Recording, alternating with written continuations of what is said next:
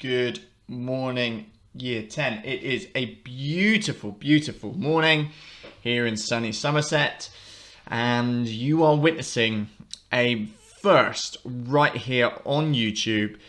That is right, Mr. Bartlett has finally bitten the bullet and finally decided to go and teach a whole lesson on the World Wide Web. You are seeing it in action right here. So if there's any teething problems, please excuse me. But basically what we're going to do now is we are going to go through a whole lesson in real time. So what you can do is you can have this video in front of you, put it on your phone, put it on your tablet, laptop, whatever you might have. Most of you have got phones, I'm sure, and you can work along with this lesson at your own pace, basically. But if you just play the video through, it will basically give you a whole lesson. What you could do is I will ask you at different points to pause it. So we'll pause the video as we're going forward. And what you are able to do then is you are able to essentially just work at your own pace. All right. So this is all about the harrying of the North. This whole lesson is going to be about the events in the north of England from 1069 to 70. Now, you will need to have a couple of things before you shake, rattle and roll with this. So first and foremost, you will need a pen. So you need to locate some kind of writing implement at this precise moment in time. And you will need some paper, line paper, fine, whatever you've got. But it makes sure these things are going to be hopefully sent to me, so it needs to be reasonably neat. You can do titles, you can do dates, you can almost pretend like you're a little toddler, pretend like you're at school, just like old times, eh? But there is something just as important that you are going to need, and that is an episode of the Blast from the Past History Podcast. If you haven't discovered that yet, you should have. But if you haven't, you need to go on ePraise. You need to get this link on ePraise. You need to find episode 5 of the Blast from the Past podcast. You will need that first of all, because that will tell you absolutely everything that you need to know when studying the harrying of the North. If you have not heard that or have no idea what the heck the harrying of the North is, then you're going to be struggling just a little bit in this lesson. All right, so you need to make sure that you have listened to that. I suggest making notes and things like that, and that will really help you to sort of go through what we're going to be covering today. Okay, so first of all, let's recap then. I'm not going into any depth. You'll need the podcast to do that. But what we're doing is we're looking at the harrying of the North. That is essentially the destruction, the total decimation of the north of England in the wake of the Northern Rebellion in 1069 and the harrying of the North lasts for months and months from mid to late 1069 into 1070. All right, so in this map in the podcast I mentioned if you could get hold of a map and you can perhaps get a sense of the scale. The sense of the scale is here, right here on this map. You can see instantly sort of the huge area of land that is affected by this. We're talking on the border, right at the north of England, on the border with Scotland here. So Northumberland, all the way down Yorkshire on the east side here, and all the way down. I was talking about Cheshire. Cheshire is on the west. It is around here, and this little area here is Wales. So you can see the huge area that is covered, hundreds of miles, is absolutely obliterated by the Normans and Anglo-Norman army, beg your pardon, in the wake of the Northern Rebellion. Okay, so make sure that you know what the harrying of the North is before you continue. So let's shake, rattle and roll. Today's question is quite straightforward. It is trying to do some exam technique today, and we're going to be asking, how do I answer explain what was important questions? So you can get a date, you can get a title on your piece of paper if you so wish. So your objective today is to identify what we mean by the concept of importance. So what do we mean in history when it comes to talking about whether or not something is important? And then you're sort of aiming to go for thinking about specifically answering a what was important question, and the outcome is, of course, you writing and sending The clue is there, look, in the italics there. Sending a practice exam question to your history teacher. And don't forget, you need this, okay? You need that podcast to help you. You do not need to type in the whole link. You just go onto the ePraise and the link is there. You can go on, look up Blast from the Past History Podcast on Podbean, and it is all there waiting for you. You need episode 5 to help you with this. Okay, so first of all, let's work on this objective here. First of all, let's try and discuss what we mean by the term important in history. So I'm going to pose to you a question, and the question is really quite simple. It's asking, how important is a tree falling over in the woods? How important is a tree falling over in the woods? So if you want to think about this by doing 3 little subheadings here, or 3 bullet points. Don't need to write down the questions as such, but I want you to think about who is affected by a tree falling over in the woods. I want you to think about the impact also as well. So what is the impact at the time? So from the moment that tree starts crackling to it collapsing to it falling and hitting the ground, what is that immediate impact? And then I want you to switch gears and think about, finally, well, what is the long-term impact? So once that tree has collapsed and crashed onto the floor, what is the impact of that? What's going to happen as a consequence, as a result of that? So pause the video. I'll be back with you in a couple of moments, very, very shortly, where I can give you some thoughts, perhaps, on some answers to these questions. So pause the video, and then we'll check in just a moment.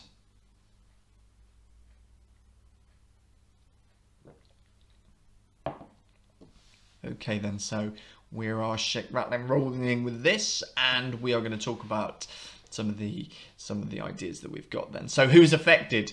So when you're thinking about who is affected, you're really thinking about people, aren't you? Yeah, you're not so worried about, look, put wildlife there, look. You might have the odd squirrel or bird that's not particularly happy that their tree has fallen down and crashed into the oblivion. But to be honest, I don't really care about squirrels, so we're really focusing on people. So let's think about, you need to think about what the context might be of the tree falling over. So the picture here suggests that actually this tree is being cut down. And it could be that the tree is used for fuel. So the impact on people might be that they are putting that fuel, that wood, into their log burner, for example, and heating their home. It could be that wood is then used to make furniture. It could be that tree is used for all kinds of things, making things, using it for fuel, etc., etc. Now, if you're walking through the woods, and another way a person might be impacted is you're walking through the woods along the footpath, for example. Hopefully many of you have gone on lots of walks over the past few weeks. There's naff all else to do, of course. So perhaps that tree is blocking the pathway. Perhaps you're walking through the footpath and you can't go any further because that tree is blocking the way. It could perhaps be that you're in the wrong place and at the wrong time, and that tree could fall on your head and you have a severe head trauma. However, let's assume that is highly, highly unlikely. You'd have to be very unlucky for that to happen.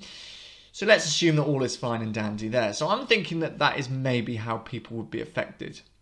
Impact at the time? Well, we're thinking noise. I think the cracking noise, the falling, the crashing, that's an impact at the time. Could it destroy things around the tree? So perhaps it could destroy other plants.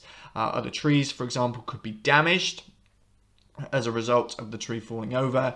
So we're getting this idea of the impact at the time, and perhaps the longer term impact is quite interesting. I mean, let's think about this. Once that tree falls over, trees are a bit of a pain in the backside for other plants and living things, because trees take up so much space and so much nutrition and from the soil and water and light that actually very few things can grow immediately around a tree. So perhaps it could spur on new life.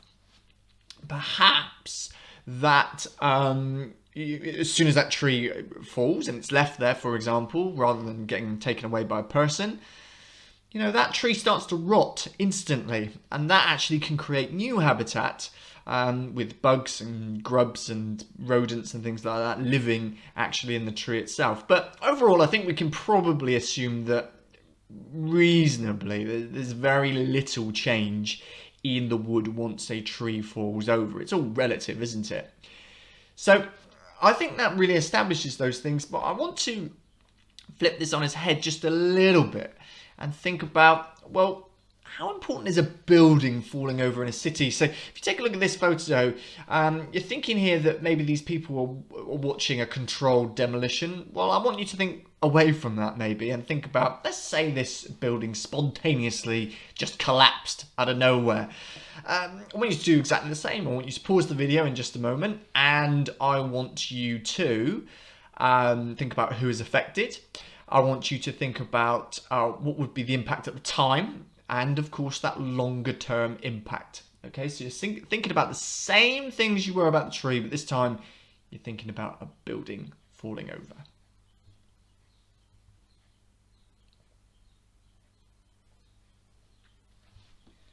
All right then, so we've thought about these things. Here are the ideas that I came up with. Let me have a sip of my water. Lovely. So that's my water all sorted. I'm nourished. Think about people. People are going to be affected hugely if a building falls over in a city, aren't they? I mean, you're going to lose your home potentially if you live in if you're in a high-rise block of flats, for example. You're going to lose your home. You could lose your workplace if this is an office or something where you work. And obviously, I think the main thing is if you are in the building or around the building, you are going to be hurt. You could very well be killed, couldn't you? Tragically, should a building collapse in such a way. So if we're thinking about impact at time, we're thinking about noise, obviously, the crash of the falling building, falling debris, so we're thinking about stone and dust and things like that could get into your lungs, to get into your eyes, damage to the surrounding area, blocked roads, blocked networks, footpaths, etc., etc., and of course the impact on humans, the harm it could do to the humans as well. So that's what we're thinking about. Now, let's think about the longer term impact. So once that building has fallen, it is reduced to rubble. What the heck needs to happen now? Well, things need to be cleared up, don't they? So instantly, as soon as that thing has fallen, we need to make sure that we've got diggers and people in that area clearing up. And I think the question you need to ask yourself as well, and the question that's going to be on many people's minds is, if a disaster like this, God forbid, did happen, you'd be trying to ask, well, why did this happen? Why did this building all of a sudden just fall over? So what might happen is, and what generally happens when you have a disaster like this, is you have an inquiry. So you might be asking questions of, how did this happen? Why did it happen? And crucially, how can this be stopped from happening again? You often hear politicians, when things like this happen, sounding off and saying, oh, we will learn the lessons. They always say when things like this happen. Whether they do or not is open to interpretation. But really, we're thinking in terms of our strategy going forward and how people react to this. People might think, do I still want to live in a building like this? Do I still want to live in a high-rise flat or work in an office like this? If the building is potentially going to fall over again, I probably would avoid it. And it might be that buildings up and down the land are replaced with better, safer buildings. Perhaps once that building has fallen, that building never comes back, and it could be that there's a memorial or something there for those who may have been hurt or harmed when this tragedy actually happened. So there's lots of different avenues that you can go down when it talks about the longer term impact. All right, so if I pose to you the question of which event is more important, take a look at your two impacts. So that's looking at the impact of a tree falling over in the woods. Let's switch gears to thinking about a building falling over in a city. And I think really, hopefully, you should maybe be thinking of that B is probably more important, simply because of the fact there are more impacts, aren't there? There are clearly more impacts of a building falling over in a city with more people around, more things to be destroyed than a tree falling over in the wood, okay? And there could be good and obviously lots of bad things, but there can be good things that happen as a result of a tragedy like that, all right? So what the heck has this got to do with history? I think that's probably a question on a lot of your minds. What the heck, Mr. B, are you chatting about when we, especially talking about history, but you're talking about trees and buildings falling over? I sound like a bit of a geography teacher and a biologist at the moment. So let's quickly get away from that area. And we're going to apply this now to the harrying of the North. Okay, so in much the same way, we're trying to establish why it's important. What was important about the harrying of the North? Well, you're going to do exactly the same process again. But I want you to think about what happened. So listen to episode 5 of the podcast of the harrying of the North. That'll help you. I want you to think about who is affected. All right, who is affected? So think about who is impacted by the actions of William and his army. And then I want you to think about the long-term impact. What was that impact in the longer term? So when you think about who was affected, that is really your short-term impact, isn't it? All right, so you're doing essentially exactly the same thing again. So on your bit of paper, do what you think you would say about the importance of the harrying of the North. I'm not going to go through it, but pause the video and give it some thought and jot some things down.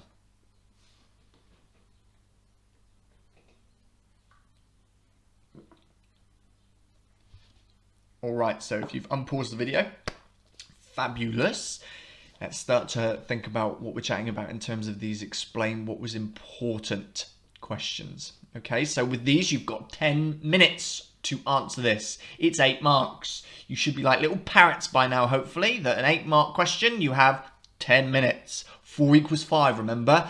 So 4 marks equals 5 minutes. 4 times 2 is 8. Even me and my lack of mathematical expertise can tell you that it's 10 minutes to do this. All right. So 2 paragraphs, 5 minutes a paragraph, explaining 2 ways in 2 separate paragraphs in which an event was important, and you are focusing on consequence. You are focusing on what happens as a result. Here we were chatting about impacts. That is exactly the same here. What is happening as a result of an event? So, your question is, explain what was important about the harrying of the North.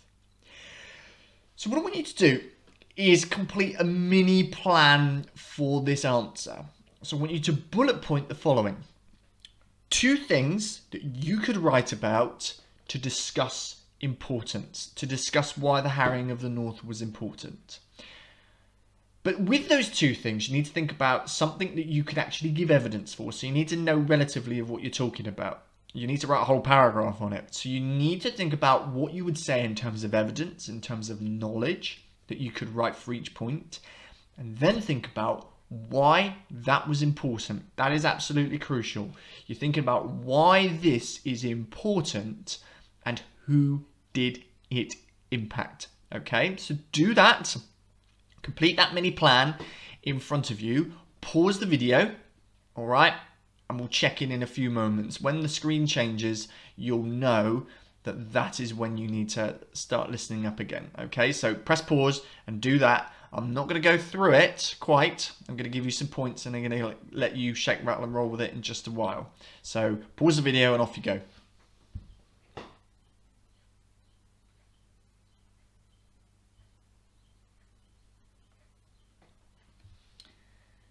Okay, so if we're explaining the importance of the harrying of the North, you need to come up with 2 points, don't you? And I think here, I've given you 2 points here, right? So, number 1, it devastated the North. You could give a whole paragraph telling me, actually, what did it do to the people of the North? All right, how did it impact them? Well, you know that he burned huge areas of land. It's what we call a scorched earth policy. So you just destroy everything. You burn it. And that, of course, the impact of that was people could not grow food. People lost their homes. It absolutely decimated agricultural land. It meant that people could not cultivate land. They couldn't use it. They couldn't farm it. They couldn't grow food on it. That means it caused famine. It caused homelessness. It caused refugees. People would leave the North, and the sources at the time describe columns of people trekking down the dusty roads away from their homes in the North to safety in the south.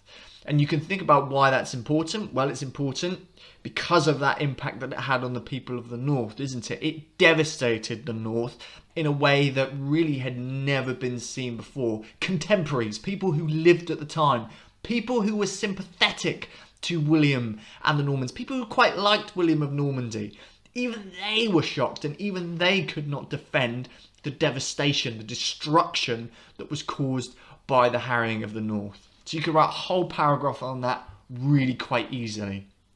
Point 2, it's important because it deterred rebellions, didn't it?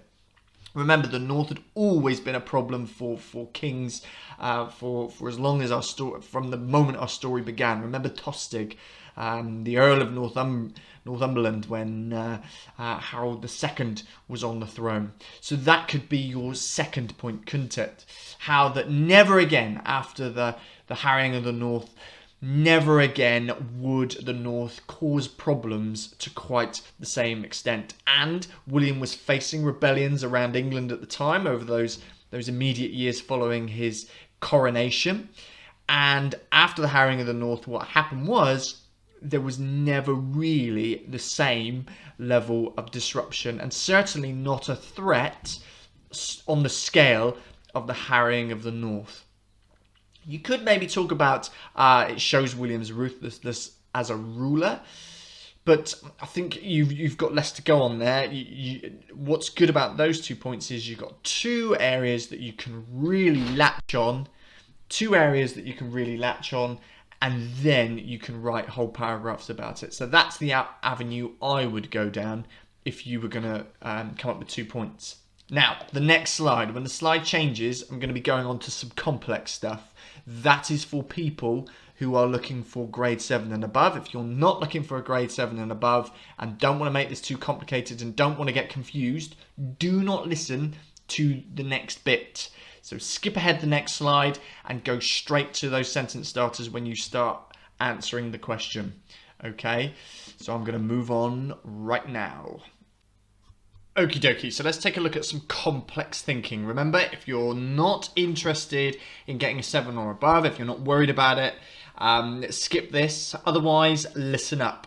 All right, so the way you've got to look at complex thinking is you've got to try, I always explain it as if to think about it in terms of a bigger picture. What you need to do is you need to think about the big picture and the context and what is going on both before and after the harrying of the north in this case, or in terms of place. So in terms of different areas of geography, both in terms of scale as well. So you think in terms of sort of the bigger, broader view in terms of how big something is, and you think about it in terms of people. You think about who is affected. Okay, and you can look at this. You can create a little diagram maybe on your piece of paper in planning for a bit of complex thinking. So let's talk about the harrying of the north in terms of time. Now you could make this your point. You could say that it had a long-term impact, perhaps, but you mustn't get too worried about complex thinking until you're doing the basics. So you're doing your peel, but in order for your explanation, that is the bit where you're really saying, that's when you can sort of push your complexity there. All right, so you know, and a lot of this is quite straightforward in terms of, well, actually we've discovered and discussed a lot of this time and time again. So let's talk about time. So long and short-term impacts. It goes back to what we were chatting about with the tree and the building, really. You're thinking about sort of the harrying of the north in the context of that wider, broader picture. So long after the events in the north, in 20 years later, in the Doomsday Book, there is written how land is left to waste. You can talk about before the harrying of the north, how, you know, before the north was this sort of complex, almost semi-independent region that had rebelled under previous kings. And now, finally, after the harrying of the north, the impact that it had was It brought the northern people to heel. It brought the northern people into line with the rest of the kingdom, didn't it? Think about place. So geography, was it just the people of the north that were affected? Well, I would suggest no, because you've got other people around the country that are witnessing the events in the north, and they are starting to think, maybe not a good idea, not the best of ideas, to rebel against the Normans. So that curtails, it quells a lot of rebellions elsewhere. Remember, this is the last bastion of resistance to the Normans. It is the major threat to William and the Normans. We had Edric the Wild in East Anglia. Don't get too bogged down with him. Yes, it's interesting, but it's nowhere near a threat on the scale of the events in the north. So that links in with scale, doesn't it? This has a big impact across the whole kingdom.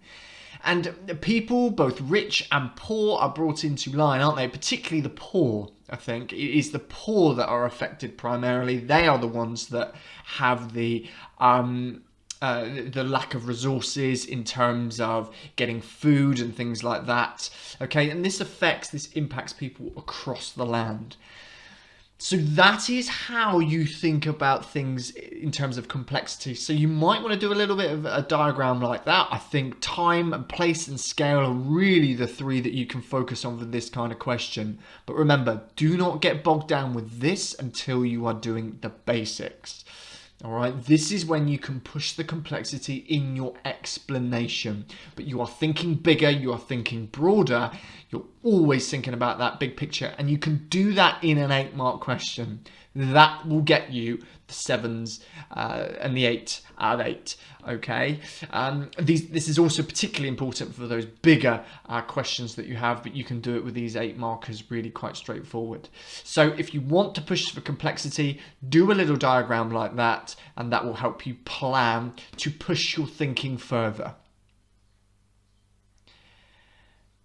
Okie doke, so I've talked about complex thinking and we've gone through this all. This is the fun bit now. You've done the hard bit. You've done, hopefully, the thinking. You've done the bits and pieces throughout this that I've talked about. Now what you've got to do is you've got to put pen to paper or fingers to keyboards and really smash this question out now. So you're thinking about explaining what was important about the harrying of the North. Okay, a very simple, straightforward question. You've got 10 minutes to do this perhaps, and this is the structure that I want you to follow.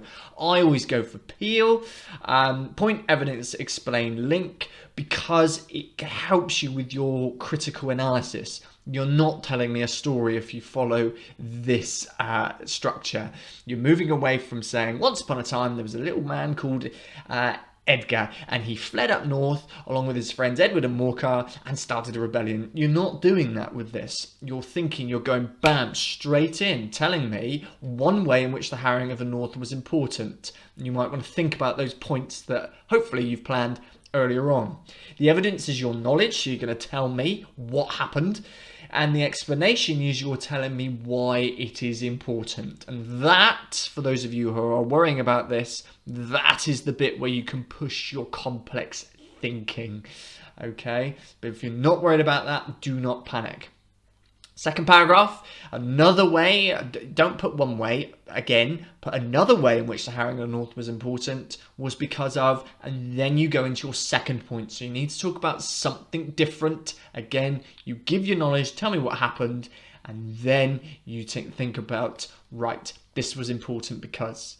The link you can see there at the bottom, that is sort of, that brings your paragraph nicely together and it rounds it off.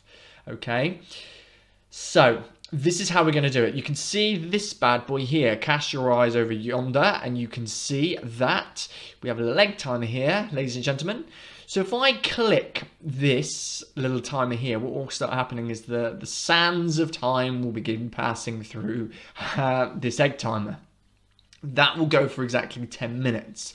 And what will happen is, at the end of 10 minutes, you'll hear sort of like a thud almost. and it will say done or finished at the bottom. And then you will know that your 10 minutes is up. So if you want to leave this video running for exactly the amount of time, as soon as I click that, the timer will go.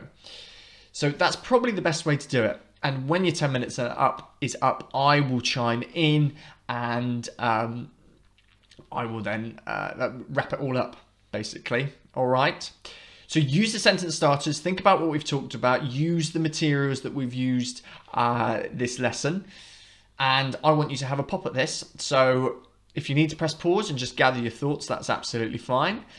But I am about to click on this little timer at the count of 5. So that is 1, 2, 3, 4, 5. Off you go.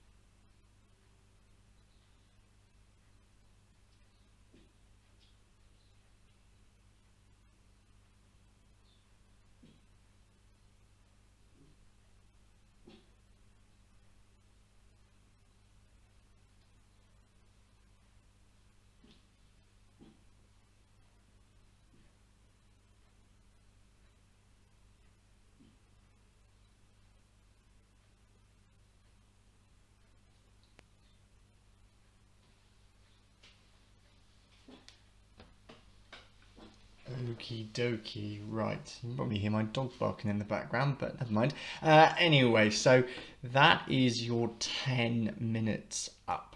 Okay, so you should have done 2 paragraphs in that time. It's not a lot of time, but part of this is practicing to timing. So make sure that you're not cheating and adding just that little bit more in the final moments as I speak. Just finish the sentence you're on and you are done. So this is the mark scheme. They're both exactly the same. It doesn't matter. You take a look at this. It is essentially a summary of what you need to do to get those marks.